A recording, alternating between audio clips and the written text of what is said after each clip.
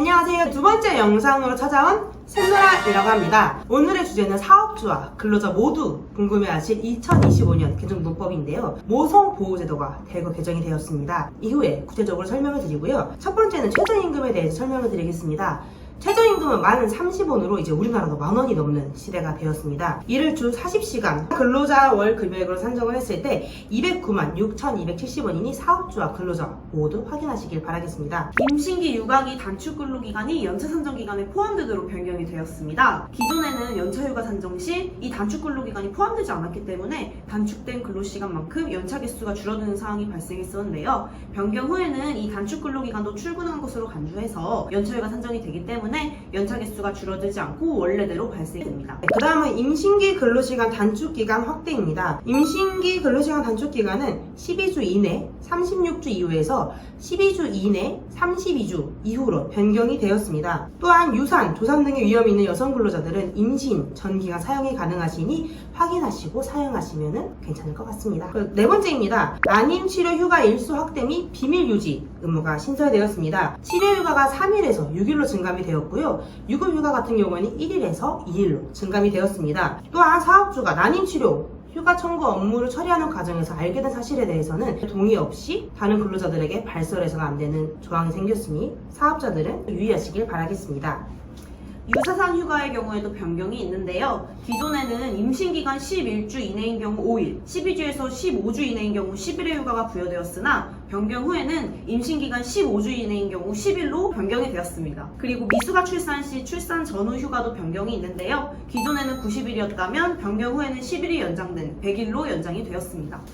배우자 출산휴가 20일 확대에 대해 설명을 드리겠습니다. 배우자 출산휴가가 기존 10일에서 20일로 확대되었고 청구 기한도 출산 후 90일 이내에 청구해서 120일 이내로 사용할 수 있도록 확대되었으니 배우자들의 출산에 위해서 적극적으로 사용하시면 좋을 것 같습니다. 여덟 번째로는 육아휴직 기간이 최대 1년 6개월까지로 연장이 되었는데요. 육아휴직 기간이 1년 6개월로 연장이 된 게 아니냐라고 많이들 궁금해 하시는데 육아휴직 기간은 이전과 동일하게 1년입니다. 다만 최대 사용 기간이 추가로 6개월이 연장 가능하도록 변경이 되었는데요. 이때 추가로 사용이 가능하도록 하는 요건은 부모가 모두 육아휴직을 3개월 이상 사용하거나 한부모 또는 중증 장애아동 부모의 경우에 한해서 추가로 6개월을 사용할 수 있도록 변경이 되었습니다. 그리고 아홉 번째로는 육아휴직 사용 분할 횟수도 3번에 나눠서 사용을 할 수 있었는데 3회 분할, 4번에 나눠서 사용할 수 있도록 변경이 되었습니다. 그리고 10번째로는 육아휴직 신청 방식도 이전에는 출산휴가나 배우자 출산을 신청하고 나서 육아휴직을 별도로 신청을 했어야 되는데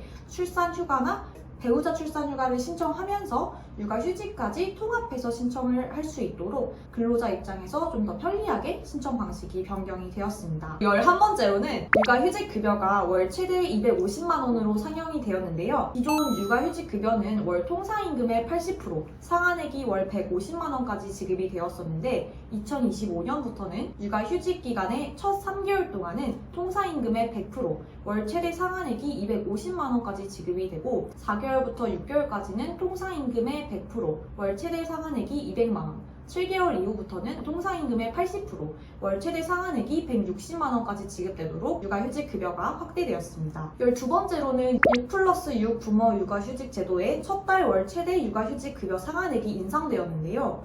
6+6 육아휴직 제도란 생후 18개월 이내의 자녀를 둔 맞벌이 부모가 모두 육아휴직을 사용할 경우에는 첫 6개월에 대해서 육아휴직 급여를 통상임금의 100%를 지급할 수 있도록 하는 제도입니다. 첫 달 상한액이 기존 200만 원에서 250만 원으로 상향이 되었고요. 두 번째 달부터 여섯 번째 달은 기존과 동일하게 지급이 됩니다. 13번째로는 출산 육아기 대체인력 지원금이 확대되었고 업무 분담 지원금도 확대되었는데요. 대체인력 지원금 확대부터 알아본다면 대체인력 지원금은 육아휴직, 출산 전후 휴가, 그리고 육아기 근로시간 단축에 따른 업무 공백을 대체인력을 고용 혹은 파견직 사역을 통해서 충원한 중소기업 사업주에게 월 120만 원을 지원하는 제도입니다. 2024년까지는 육아휴직을 제외한 출산 전후 휴가와 육아기 근로시간 단축에 따른 대체 인력에 대해서만 월 80만 원을 지원했었는데요. 2025년부터는 육아휴직 대체 인력을 고용한 사업주도 지원 대상으로 편입되었고 지원 금액도 80만 원에서 120만 원으로 확대되었습니다. 그리고 업무분담 지원금 지원도 확대가 되었는데요. 2025년부터는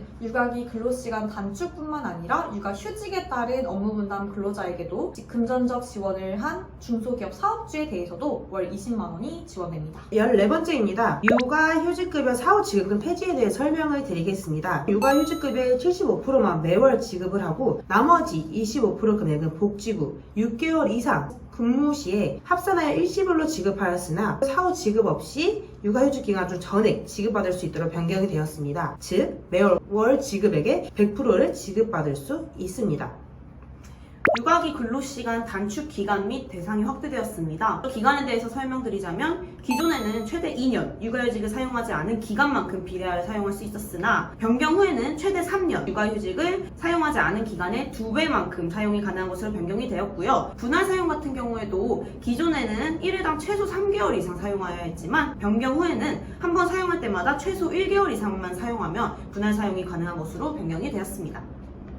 마지막으로 임금체불 사업주에 대한 제재가 강화되었습니다. 기존에는 임금을 지연 지급할 경우 대통령령으로 정한 20%의 지연 이자를 퇴사자에게만 적용하였는데 변경 후에는 재직 근로자에게도 임금기일에 임금을 제때 지급하지 않는 경우 퇴사자와 동일하게 20%의 지연 이자를 적용하도록 변경이 되었습니다. 상습체불 사업주의 경우 기존에는 명단 공개를 하는 것에 그쳤다면 변경 후에는 금융기관에서 금융거래를 할 때 체불 사업주의 정보가 금융거래 심사에 활용되어 신용도의 제재를 받을 수 있고요. 국가나 지자체, 공공기관에서 지원하는 보조금이나 지원금 사업에 참여할 때 제한이 생기게 됩니다. 세 번째로는 국가나 지자체, 공공기관이 발주하는 공사에도 참여가 제한되거나 감점되는 등의 불이익이 발생하게 됩니다. 명단 공개 사업주의 경우에는요. 기존에는 근로자가 원해야만 형사처벌이 가능하고 처벌을 원하지 않으면 기소가 불가능한 반의사 불벌죄가 적용이 되었었는데요. 변경 후에는 2번 이상 형사처벌을 받은 명단 공개 사업주가 다시 임금체벌을 하는 경우 반의사 불벌죄가 적용되지 않고 형사처벌이 가능하도록 변경이 되었습니다. 또한 월급은 안 주면서 해외여행 다니는 사장님들 이분들을 막기 위해서 고용노동부 장관이 법무부 장관에게 요청하여 출국금지 명령을 내릴 수도 있다고 합니다. 마지막으로 고의 등으로 체불한 사업주에 대해서는 지연이자뿐만 아니라 상습적인 체불로 입은 손해에 대해서도 손해배상 청구가 가능하게 되었습니다. 이때 손해배상 청구 가능한 금액은 3배 이내의 금액에 한해서 가능합니다.